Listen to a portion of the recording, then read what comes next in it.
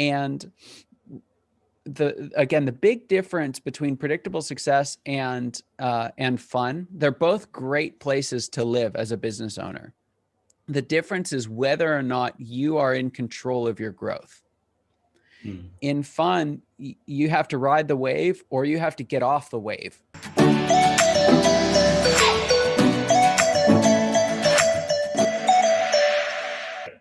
Hey everyone, Adewale here. Welcome to Untitled Chapter podcast. My guest today is known as the capacity architect because he saves company founders years of headache, heartache, and lost opportunities by walking them through his proven system for achieving unparalleled success without all of the stress that usually comes with success. And I'm referring to business success because there is on one side what you guys think will happen when you become successful. And then on the other hand, what the reality of success really looks like for majority of people, because it can be very stressful, including ups and downs, that sometimes you cannot figure out why everything just seems to be going wrong. And you wish you have answers, which brings me to my next guest. My guest today, his name is Scott Ritzheimer.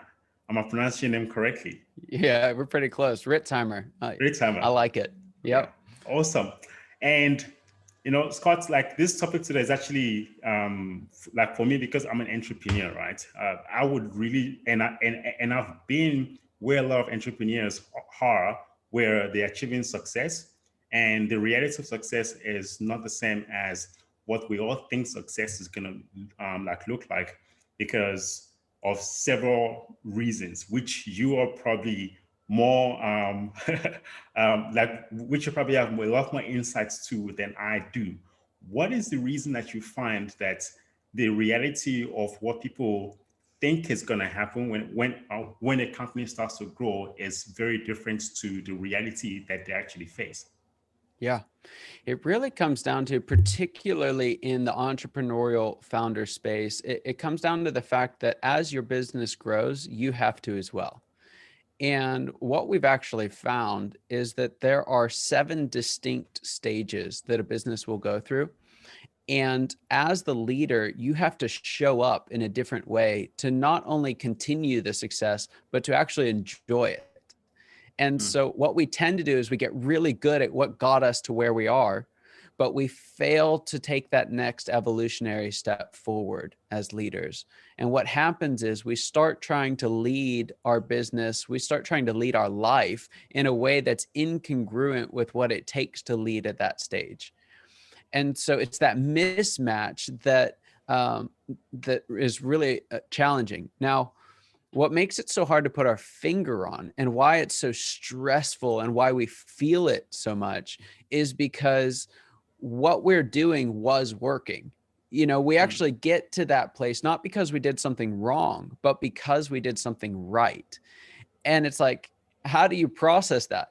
Without having been down that road before, without having someone else who's shown you that the road turns here, it can be very, very confusing for someone who's a founder, who's been successful, who's enjoyed that success, who's doing the same thing that they were doing when they were enjoying success, but now they don't like it. They may even hate it.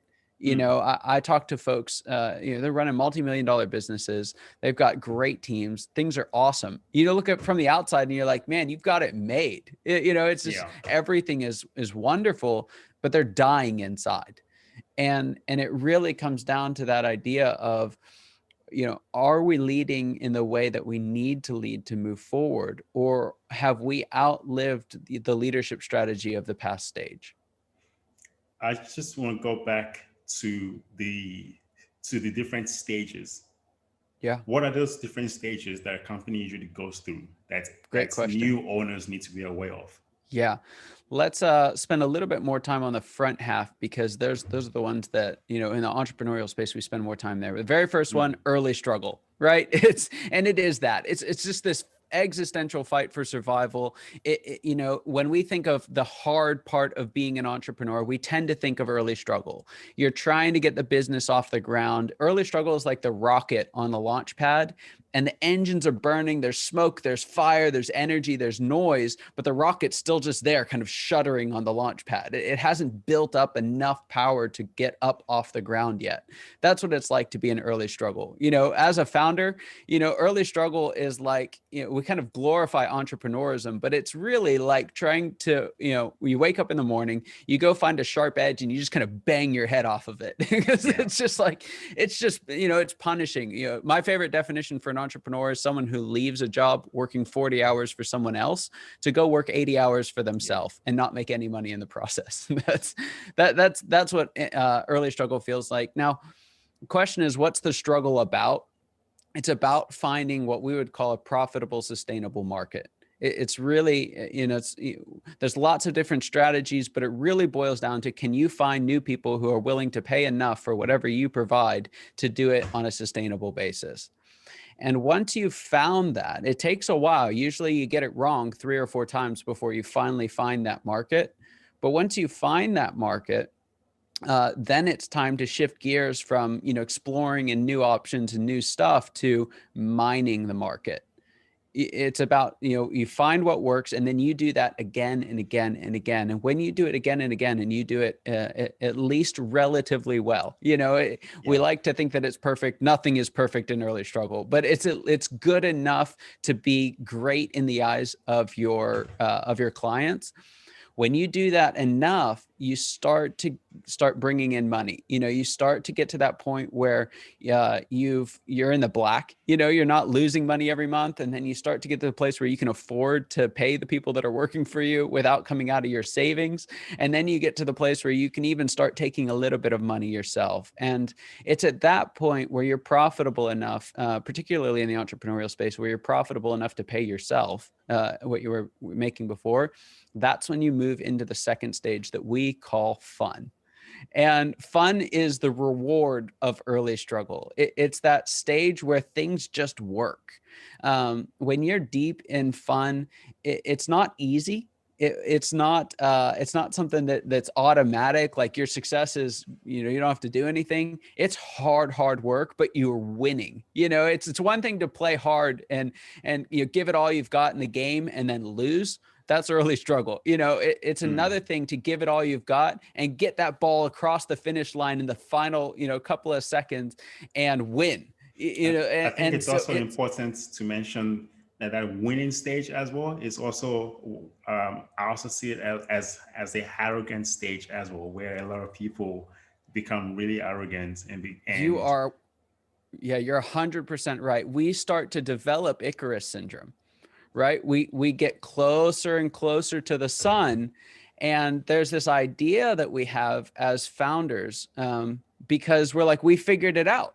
We're stealing clients from the big guys, you know, like there's this sense that you can do no wrong. And there's, you know, you're just winning again and again and again and again. But the truth is, it's an illusion of control. Absolutely. We think we've got it figured out. And to an extent, that's true. You have figured out how to get out of early struggle. And most people don't do that. 80-90% of people never get to that point. And so we are talking about people who have been and are highly successful, but they aren't in control. And, you know, proof of that, one, leave for a month and see what happens to your business, right? It's massively dependent on you. Lose your best sales rep and see what happens, right? Have 3 bad months in a row and see how your cash holds up to that. You know, we're right on the cusp. It doesn't feel like it because we're winning and we're getting across that finish line again and again, but we are right on the cusp of failure throughout that whole thing. And so you're right. We start to develop especially as founders or leaders in these organizations that are just, you know, some of them are hitting double and triple digit growth. But why? You know, what's your market share at the beginning of fun? You know, we have a very technical term for it. It is 2% of the square root of squat. It's not much, right? Yeah. And so, going from 1 to 2 is 100% growth. And we're like, yeah, but it's like, we really just went from 1 to 2. We went from 2 to 5 or 5 to 10. And what starts to happen inside the organization is that as you get more and more clients, as you get more and more employees, as you get more and more SKUs in your product book, the organization starts getting more and more complex. And the reality of it is the organization is not built to handle that complexity. Your leadership style is not built to handle complexity. It's built to move quickly. And that's what you do. That's how you win in fun. There's actually 100% right, but it's not control, right? And so again, you nailed it on the arrogance thing, and arrogance may be harsh. It's true, but it may also just be a naivety. Like you just don't realize it. I like to use the example of, I think you live closer to the ocean than I do. So this probably doesn't actually happen, but let's just roll with it. I can see the ocean. Yeah, I'd have to drive quite a ways, but just bear with me through my bad metaphor, because it is helpful in explaining what's going on. Fun is like, you got a motorboat, you're out on the ocean, and you gun it to get to the top of the wave. You're up on top of the breaker, and all of a sudden it's like you can see everything. From on top of the wave, everything looks good. And then you start being carried by the momentum of the wave. And you're just going faster and faster and faster and faster. And you don't realize it, but the engine cut out a long time ago. Right. And you're just being carried by the wave. And so you're sitting there, top of the wave, things are good, king of the world, and then all of a sudden the wave comes down. And where do you come down with it? And that happens in every single successful business ever. And that's actually the third stage of the process that we call whitewater. And how do you overcome that? Like, what can a founder do to prevent something like that from happening to them? Because from what I've also seen as well, it is something that affects almost every single business. And a lot of people just do not know how to overcome it. They always think it is some outside force that is trying to prevent them from achieving the success I know people that will go as far as going to traditional healers like sangomas or shamans or something, and they believe that maybe it's some like supernatural force, whereas the solution to their problem lies with them. How can people overcome this almost getting close to the sun and crashing? How do you prevent it as well? It's a great question. The bad news is you don't prevent it. Now, you don't have to die, right? It's not the last stage of the cycle. It's only stage 3. I have a lot of folks who will come to me, business owners, and they're pretty desperate at this point. And they're like, Scott, I think this is it. I think I've taken the business as far as it can go. I think it's probably over. I got to sell, or I got to wind it down and do something else. I think it's done. They think they're in stage 7, which is death rattle. But the truth is they're actually only one stage away. They're on the cusp of the most profitable time, the most scalable period in their business life cycle, which is stage 4. We'll get to that in a second. So to answer your question directly, you actually don't prevent it. What you want to do is minimize it. You don't want to spend a lot of time there, right? You can't skip a stage. We'd love to. I wish I could, I wish I had a silver bullet that everyone could skip whitewater, because it's not a fun period of time. But you can't prevent it, and because here's why. So the way that you get out of whitewater is by adding systems and processes. It's the most boring thing that I could ever tell you, but it's exactly what has to happen. Now, there are specific systems and processes, and we don't need to get into that because we'll bore everybody. There's a ton of free content that we can point people to on how to do that. But you have to change your leadership style from the all hands on deck, heroic, like get it done, to taking a step back and saying, how do we get it done? Right? Because we've gotten good at just like making it up as we go, and and just like whatever it takes. But we have to start asking the question, how? Yeah. Please explain what systems and processes are. And the reason why I'm asking you to explain this is because for some people that have never worked for someone, like for example myself, I went straight from varsity to start my own business, and I was never introduced to systems and processes. I just started from like nothing and just built the business and like systems and processes. I'm like, what is that? Until I read the book E-Myth Revisited. So guys, if you guys want to really learn that, read the book E-Myth Revisited. Please explain what systems and processes are for our listeners. There are two main categories of systems and processes. So the first one is the one that you're talking about with E-Myth. There's another group called EOS, and they have a book called Traction, which talks a lot about it. Yeah. And so what those are going after are things that are basically standard operating practices. Right? When we get a new client, what do? We create an invoice, we check some boxes, we add their products, we do this. It's at the ground level. What do we do so that we can consistently deliver quality? That's like basic, at the end of the month, here's how we close out our books. At the end of the year, here's how we do our taxes.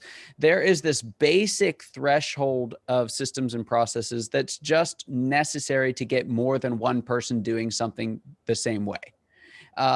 What we're talking about with Whitewater is a little bit different, because by the time you get to this stage, if you've got 30, 40 people, you've done the E-Myth thing. You've probably done some of something like Traction. There's a bunch of them out there, but you've gotten kind of the frontline standard operating procedures working. That's otherwise you just wouldn't be there at that point. If you haven't, that's the first place to start. What we're talking about from a leadership level is actually systematizing and processing the way we make decisions. So, for example, I was working with a company. They were I wrote about them. They're John and Rachel. They had a marketing company, and most marketing companies, you go out, you get one client at a time, and you just kind of they tend to grow in a linear way. Well, John and Rachel had a business where they sold to distributors, and they would do co-op work for dealers. So they would go from, they had like 5, 10, 15 clients, and then they went to 115. Wow. Basically overnight, because they got a new dealer, and then they were getting ready to add another dealer.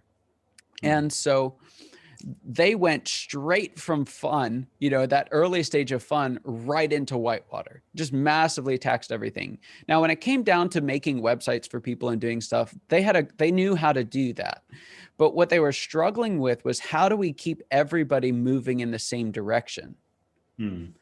And that feeling is so intense that they were one of the ones who said, like, if we don't solve this, we're out. Like, they're running a multi-million-dollar marketing company, right? It's their dream come true. And the first time I met them, what did they say? It's like, we're done. Like, we're at this point. We do not know how to move forward, and it is not worth it if we can't move forward. And it's that same feeling when you get deep in Whitewater. That's the same feeling that everybody has. Now, what did we do with them? Okay, very first thing was, we have to take a look at who is responsible for what.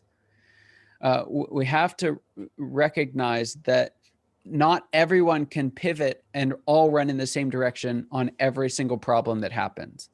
Early on, if it's it doesn't take much to coordinate you. It's like, when you're over there, you're over there. Same thing, you have 5 or 6 people working for you. If you go to the right, they go to the right with you. Yeah. If you have 50 or 60 people and you go to the right, half of them didn't even see you. And so what you end up with is all kinds of people in different places doing different things. And so when I talk about systems and processes, the very first one, and what they had to tackle first, is, again, massively boring term, the org chart. It's something that no fun organization has, but every whitewater organization needs, because the org chart is not just a representation of who reports to who. It's actually a depiction of how you make decisions as a business. And so by doing that for them, they were able to recognize, hey, as leaders, we've got our hands in all kinds of stuff that we have no business doing. There are plenty of other people who can do that. Even And better. yeah. And by doing it, they recognized we have a lot of people doing things that don't matter at all. I mean, it was something like 40% of the activities that them and their staff were engaged in, we just cut almost overnight, because it wasn't necessary anymore. It was at one point in time, but now that the business had grown, they didn't need to do it that way anymore. And so it's systems like that. We're actually systematizing the top of the organization, not the bottom. The bottom tends to have systems and processes. We recognize the need for those pretty easily. But when you have someone who's starting, someone who's very visionary in the way that they think, those are not systems and process people. Like you're saying, like I never had exposure to systems and processes. Like I just made it up as we went, and it was great. That's what you're supposed to do early on. That's why people like you succeed as entrepreneurs, because you can do that. Now, the person who thinks in terms of system and process, their leadership is vital, but not in those early stages. They don't tend to be the ones that are starting organizations, because they can't respond quickly enough. But they're the very ones that we need to add at a leadership level in that third stage. So yeah, to answer your question that you originally asked, you can't avoid it, but you can minimize it. And you minimize it by systematizing the way that you lead the organization, the way that you make decisions. I love that. Guys, if you want to learn a little bit more about how to create capacity, there's actually a free ebook that Scott created specifically for the listeners of this podcast. You can find it at capacityarchitect.com/happy. I'm going to include the link in description of this podcast, and also on the YouTube edition as well.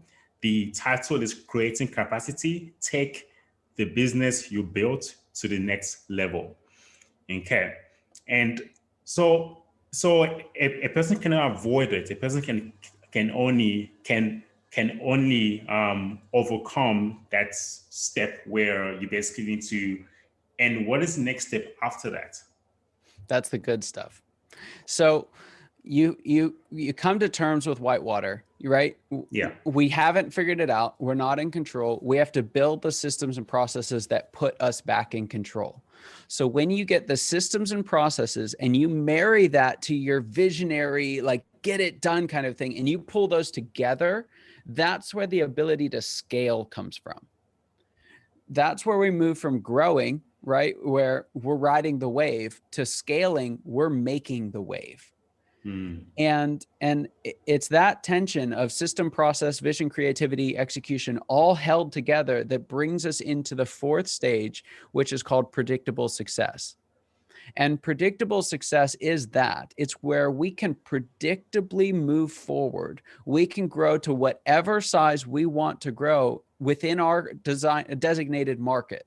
So if you're in the United States, you can take as much of that market share in the United States as you want, because you now have the systems and processes to do it. And the big difference between predictable success and fun, they're both great places to live as a business owner. The difference is whether or not you are in control of your growth. In fun, you have to ride the wave, or you have to get off the wave. And you kind of have to deal with that tension, because you can only get so big with that kind of old style leadership philosophy.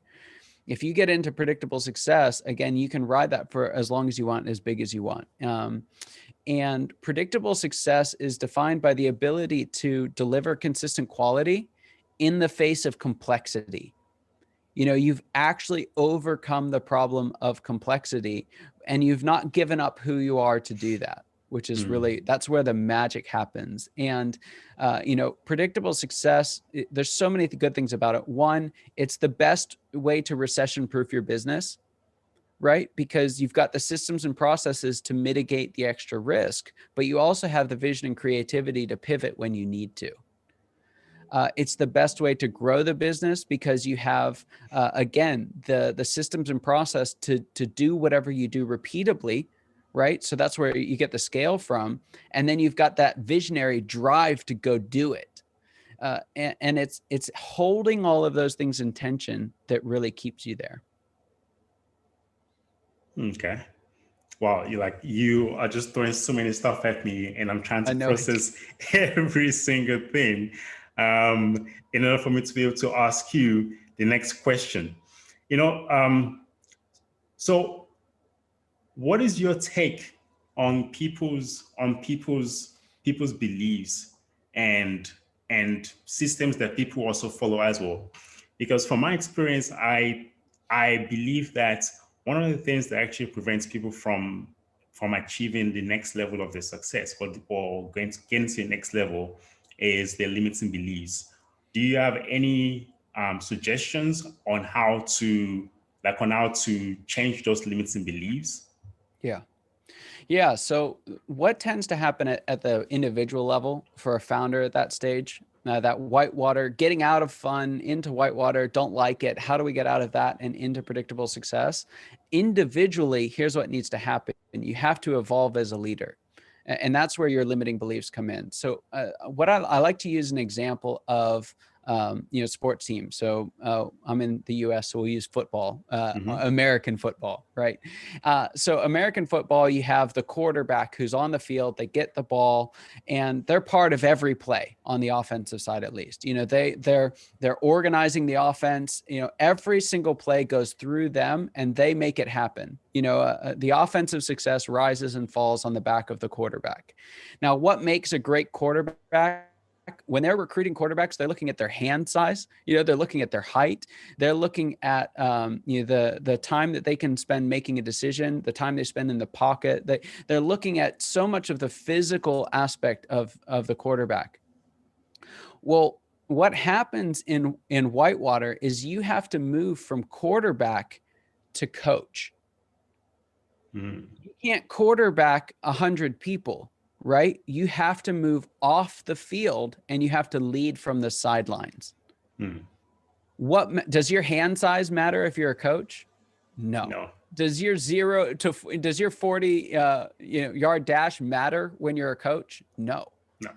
Does your ability to throw a Hail Mary 80 yards down the field matter as a coach? No. All of those things that you did to excel as a quarterback, not all of them, but the vast majority of them that set you apart as better than the rest are no longer relevant. And so that's talking about next level right there. Yeah, exactly. But it's not linear, right? It's not, because as you're a quarterback, to be a better quarterback, you have to have more arm strength so you can throw farther. It's not about throwing farther anymore. It's about reading the entire game. It's about knowing the move of the adversary before they make it. It's about knowing how to inspire others and equip them to make the right decisions while you stand on the sideline, not as a bystander. It's active. Coaches are very, very active in the game, but they are not touching the football anymore. Absolutely. And so it's, we all have limiting beliefs all the time. And I would go as far as to say, we can't attack all of those limiting beliefs at the same time. And so what we need to do is focus on the specific ones that are holding us back from that next transition. And for many people in whitewater, it's that they've run out of time. Like, I don't have enough time to do all of those things. Well, it's because, the funny part of this story, if we extend our sports metaphor, quarterback moves to coach. He's like, I get it. I'll be on the sidelines. I'm going to behave. And then on the very next play, he sees the quarterback line up in the wrong position. And he's sitting there. He's biting his nails, he's twiddling. He's like, it's not going to work. It's not going to work. And so as soon as the whistle blows, he runs out on the field and pushes the quarterback out of the way, takes the ball and tries to throw it. Right. What happens if that happens in a football game? Whistle blows, play stops, it's done, right? Penalty on the offense, like everything grinds to a halt. And it would be laughable. Like that would be all over every sports channel around the world if that happened in the sports world. We do that every single day as leaders inside of businesses. I love that. And so for us, the limiting belief is that it's up to us, that the company depends on us to get the ball across the line. That's not true anymore. It was true. When it was just you, it was absolutely true. When it was you and a handful of other people, you were the quarterback. You were organizing everything from the ground level and making it happen. When you've gotten to the point where you've got a full team of people who are capable of doing what needs to get done, you need to recognize that you're not on the field anymore. And you have to start focusing on building the skills of leading from the sidelines. Thank you so much, Scott. Guys, if you like to connect further with Scott has a website called the 8figurefocus.com, and you can also find 8Figure Focus as well on YouTube. There's a lot of very, very useful content that you can learn from Scott after this podcast. And you can also find Scott as well on LinkedIn, Facebook, Twitter, Instagram. You can search for Scott Ritzheimer, but I noticed that he wasn't very active, but you can find 8Figure Focus on all those social media platforms. Scott, thank you so much. I really appreciate you being on I Feel Like Peter podcast. Absolutely. Thank you for having me. Thank you.